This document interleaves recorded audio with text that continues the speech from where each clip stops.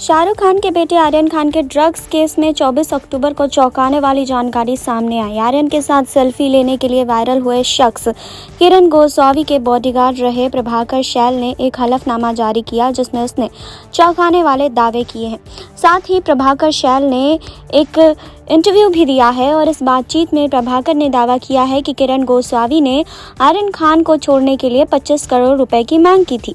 जी हां, प्रभाकर शैल के मुताबिक ये मांग गोस्वामी ने एनसीबी चीफ समीर वानखेड़े की ओर से की थी और प्रभाकर शैल किरण गोस्वामी के बॉडीगार्ड रह चुके हैं। साथ ही वो आर्यन खान के क्रूज ड्रग्स केस में एनसीबी के गवाह भी हैं। किरण गोस्वामी वही शख्स हैं जिसने आर्यन के साथ सेल्फी ली थी। सोशल मीडिया पे तस्वीर भी बहुत वायरल हुई थी। वहीं अब किरण गोस्वामी ने प्रभाकर शैल के इन दावों पर चुप्पी तोड़ी है और गोस्वामी ने इंटरव्यू में कहा है कि समीर वानखेड़े को वो नहीं जानते हैं। किरण गोस्वामी से बातचीत टेलीफोन पर हुई थी और उन्होंने कहा कि मैं 6 अक्टूबर तक मुंबई में था। मुझे ज़बरदस्ती अपना फ़ोन बंद करना पड़ा क्योंकि मुझे धमकियों भरे कॉल्स आ रहे थे। मैं वानखेड़े को नहीं जानता हूँ, मैंने उन्हें बस टीवी पर देखा है। मैं एनसीबी की किसी पिछली रेड या एक्शन का हिस्सा नहीं था। मैंने सभी बातें पढ़ने के लिए पंचनामा साइन किया था। आर्यन खान ने मुझे उनकी मैनेजर से बात करवाने को कहा था क्योंकि उनका फ़ोन उस समय उनके पास नहीं था, मेरे पास मेरा फ़ोन था। उन्होंने मुझसे रिक्वेस्ट की थी कि मैं उनकी बात उनकी मैनेजर या माँ बाप से करवा दूं। मैं प्रभाकर को जानता हूं, उसने मेरे लिए काम किया था, लेकिन उसके इल्ज़ामों का मुझे कोई इल्म नहीं है। मैं प्रभाकर के टच में 11 अक्टूबर से नहीं हूं। मेरे खिलाफ पुणे में सिर्फ एक पुराना केस रजिस्टर हुआ था, लेकिन अचानक उस पुराने केस पर काम शुरू हो गया। मेरी तलाश का नोटिस जारी हो गया। मेरी जान को खतरा है। मुझे धमकी दी गई है कि मुझे जेल में ही मार दिया जाएगा। आप ही सोचिए मैं सुरक्षित हूँ या नहीं हूँ। मेरी समीर वानखेड़े से 6 अक्टूबर के बाद कोई भी बात नहीं हुई है।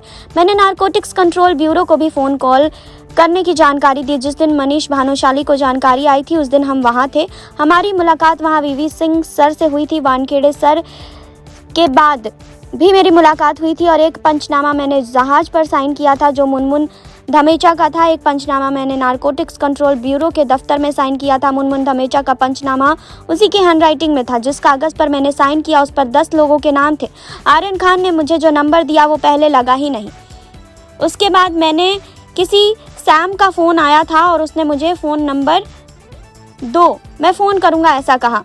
मैंने एनसीबी को कोई जानकारी नहीं दी। आर्यन के घर वालों का नंबर नहीं दिया था और मैंने मैनेजर पूजा का नंबर दिया था। मेरी बात पूजा से नहीं हुई क्योंकि उन्होंने फ़ोन नहीं उठाया था। उसने इनडायरेक्टली मुझे कहा था कि मुझे पैसा दो वरना पंचनामे पर जो साइन किया है उसके बारे में कुछ बोल दूंगा। मैंने जिस आदमी को काम से भेजा था उसको मेडिकल इशू हो गया और जिसके बाद खुद वापस आ गया। मैं अगर कोई जांच होगी तो मैं इसका हिस्सा बनूंगा और सामने भी आऊँगा।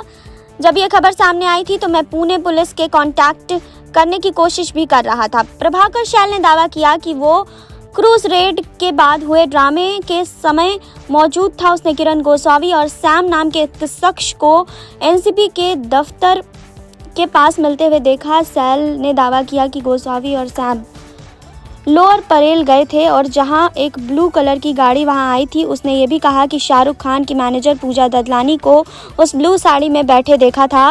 प्रभाकर शैल के मुताबिक गोस्वामी और शैल ने अपने बातचीत में 25 करोड़ रुपए की मांग की थी, लेकिन 18 करोड़ में मामला सेटल करने को राजी हो गए थे। गोस्वामी ने कथित रूप से कहा था कि इस 18 करोड़ में से 8 करोड़ समीर वानखेड़े को जाएंगे, बाकी बचे पैसे दूसरों में बटेंगे।